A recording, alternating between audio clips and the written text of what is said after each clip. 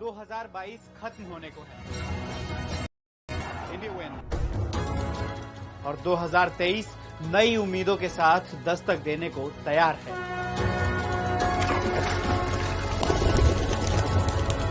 नए साल की नई शुरुआत के साथ ही भारत एक तमगा अपने नाम करने वाला है, most populated country in the world. आज मंडे मेगा स्टोरी में भारत के मोस्ट पॉपुलेटेड कंट्री बनने की पूरी कहानी। अब भारत दुनिया के लिए बोझ बनेगा या रिसोर्स, आइए जानते हैं।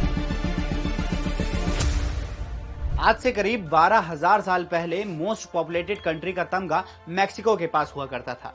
करीब 7,000 साल पहले ये चीन के पास आया। फिर करीब 6,000 साल पहले भारत ने चीन को पछाड़कर इसे अपने नाम कर लिया। 300 साल पहले तक भारत ही मोस्ट पॉपुलेटेड कंट्री हुआ करता था। फिर 18वीं सदी में चीन की आबादी बढ़ी और भारत से भी ज्यादा हो गई। दोनों देशों की आबादी लगातार बढ़ती गई, लेकिन मोस्ट पॉपुलेटेड कंट्री का तमगा चीन के पास ही रहा। लेकिन अब 14 अप्रैल 2023 तक भारत फिर से दुनिया में सबसे ज्यादा आबादी वाला देश बनकर मोस्ट पॉपुलेटेड कंट्री का तमगा अपने नाम कर लेगा। ये नंबर इतना बड़ा है कि भारत की आबादी दुनिया की करीब 17.88% आबादी के बराबर होगी। मतलब दुनिया का हर 5वां शख्स भारतीय होगा। लेकिन ये सब हुआ कैसे? इसके लिए हमें चलना होगा आज से करीब 60 साल पीछे।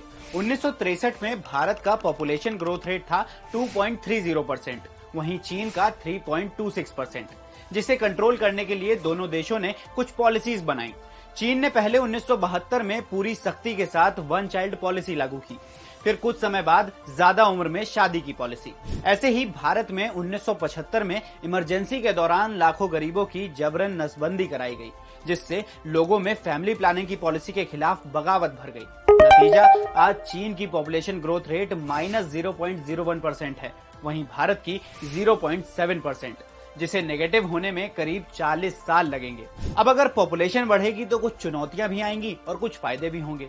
पहले बात करते हैं चुनौतियों की। बढ़ती आबादी के साथ पॉपुलेशन डेंसिटी भी बढ़ेगी। फूड कंजम्पशन बढ़ने के साथ हंगर इंडेक्स में नंबर भी बढ़ेगा। प्रति व्यक्ति आय कम होगी। बढ़ती आबादी के साथ बेरोजगार और माइग्रेंट्स भी बढ़ेंगे। ये तो हो गई चुनौतियों की बात। अब जानते हैं कि आबादी बढ़ने से फायदे क्या होंगे। दुनिया में 25 साल से कम उम्र के हर 5 युवाओं में से एक भारतीय होगा, जो वर्किंग क्लास के लिए बहुत बड़ा सोर्स होगा। दुनिया की इंटेलेक्चुअल प्रॉपर्टी में भारतीयों की हिस्सेदारी सबसे ज्यादा होगी। ज्यादा से ज्यादा नौकरियां पैदा करने का मौका मिलेगा। संयुक्त राष्ट्र सुरक्षा परिषद में भारत की इसकी सदस्यता की दावेदारी भी और मजबूत हो जाएगी।